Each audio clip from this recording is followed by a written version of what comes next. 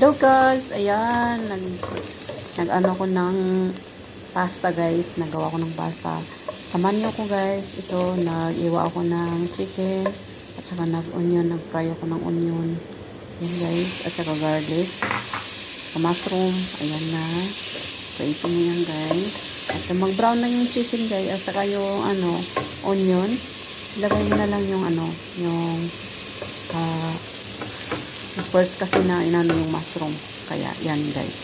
So, nagboiling na din ako ng pasta. Ayan, naglagyan ko ng cooking cream, black pepper, salt, tsaka, yan, sa fresh din na gatas guys, isang baso guys.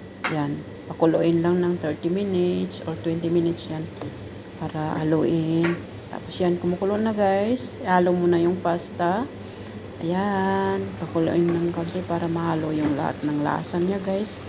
Ayan na guys, luto na. So, please subscribe my channel and like and share. Thank you so much po. Napakasarap po. Simple lang siya po.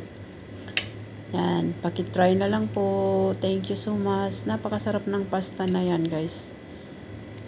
Lagyan ng cooking cream. Thank you so much.